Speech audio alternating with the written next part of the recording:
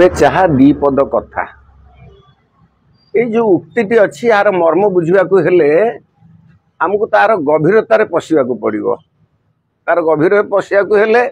आमको आमर निजर आत्मज्ञान को प्रकाश करने को पड़ो आमे ये संसार को आसीचे कौन पाई आमको जी प्रेरित करिछि सी आमको कहीं पठे ए संसार 84 लाख जोनि भितर मानव समाज को सी कहीं श्रेष्ठ बोली करिछि जदि श्रेष्ठ बोली करिछि आम पाखे कौन से दिव्य ज्ञान देइछि एवं से दिव्य ज्ञान आम परिकाष्ठा केमिति देखैबा ए विषय मनुष्य समाज जन्म तेणु आम विभिन्न समय विभिन्न जगार बसुचे हसखुशी करुचे कथबार्ता करुचे चाह पीऊचे जलखिया खाऊचे सब करुचे किंतु कौन तथ्य भित्तिक आलोचना न करिके विभिन्न समय आम जुक्ति तर्क लिप्त हो जाऊे हिंसात्मक कार्य को कान शुणा प्रस्तुत हो जाऊँगी तेणु आमको भगवान देइछन्ति गोटे उक्ति जे परोपकार आय पुण्य आय पाप आय परपीड़नम आमको मनीष तैयारी करा जाइछि भगवान आमको तैयारी करछन्ति केवल परर उपकार करिया पे एवं से कहिछन्ति कोन ना वसुदैव कुटुंबक आमे समस्त ईश्वर संतान आमे ईश्वर संतान जदि ईश्वर भली कार्य करिया दरकार आसुरिक कार्य लिप्त न होबा दरकार तेणु आमे अनेक समय अनेक खटरे जाई छिड़ा होछु अनेक खटरे बसुछु केवल आमे चिंता करूँ केमिति कहार पकेट काटिया कौटी कौन कौ भली भाव में हिंसात्मक कार्यक्रम होउछि एवं केवल अन्यर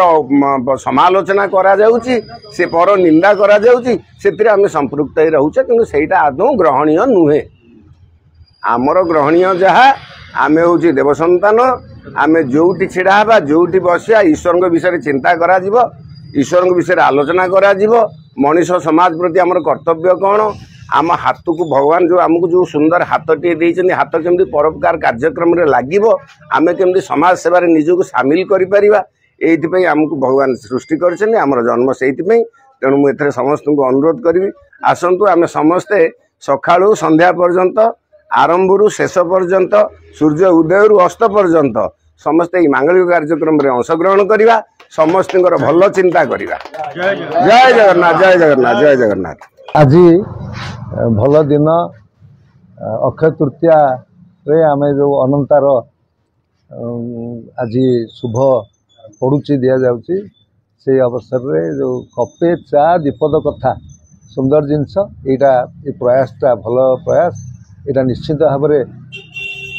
चालू रही एवं आमे तार उत्तर उत्तर उन्नति कामना कर जय जगन्नाथ कपे चा दीपद कथारे समाज मंगल पाई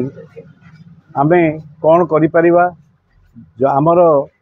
जगतरनाथ जगन्नाथ को आखि आगे रखी तांकर गुणगान करने संगे संगे केमिति आमे जो जीवदानटी पाइचे ताकू समाज पे समर्पित करवा से जो आलोचना सकाळु शुभारंभ हो एक को प्रयास करी जो उद्यम करा जायछि यार आज पवित्र अक्षय तृतीया अवसर में मु उत्तरोत्तर उन्नति कामना करुच्ची एवं ए वार्ता शतमुखरे शतकर्णरे पड़ू ए कामना मध्य करुच्ची जय जगन्नाथ आज शुभ अक्षय तृतीया आज अक्षय तृतीया आम एक गोटे भल कम कर कमर अर्थ है जे आम चा माने जमी गोटे चा खटी बोली गोटे रही है नक आम करे चाहा पीवा कपे चाहा दीपद कथार अर्थ आम स्वयं प्रभुंर जगत जगन्नाथ किसी कथबार्ता हवा समस्त देवादेवी समस्त विषय कि भल कथबार्ता हवा आम जाए कौटी खराब कथबार्ता जो एगुड़ा कर नक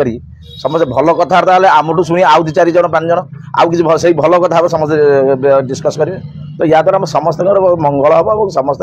भल कथा कहवाई समस्त चेष्टा करेंगे जय जगन्नाथ जय जगन्नाथ आज अक्षय तृतीया जो शुभारंभ आम कलु कपे चाहा दीपद कथा यही उद्देश्य कलु जे प्रत्येक जगह आम देखुचु चाह खटी अनेक आलोचना अनेक समस्या केवल पर निंदा पर चर्चा किंतु आम उद्देश्य नीचु महाप्रभु बाबद आलोचना करूँ समस्ते समस्त बाबद मनर कथा जो ठाकुर बाबद किसी आलोचना कले ये प्रयास जारी रोटा कि दुर्निंदा जो परचर्चा से धीरे धीरे लोप पाइब ये महाप्रभुंर आलोचना आगू आगू बढ़ो तेणुक से प्रयास आम जारी रखापी आज आम स्टार्ट कलु जे कपे चाहा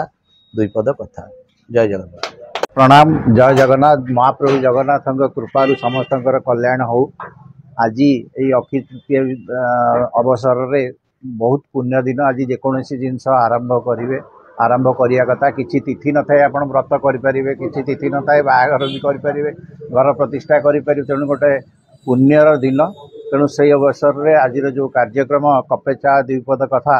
आम सुकांत भाई भी शुणिलु समस्त भितर सकारात्मक भाव नहीं आलोचना हो मुहरे दीपद टे हसवा सकाळे प्रभु नाम नवा चाहा कपे चा दीपद कथा कार्यक्रम यहीपरि चली रही आसंता दिन में आम आशा करुचु समस्त को अक्षय तृतीया अवसर में बहुत बहुत धन्यवाद और शुभेच्छा समस्त उत्तर उत्तर उन्नति हो धन्यवाद जय जय।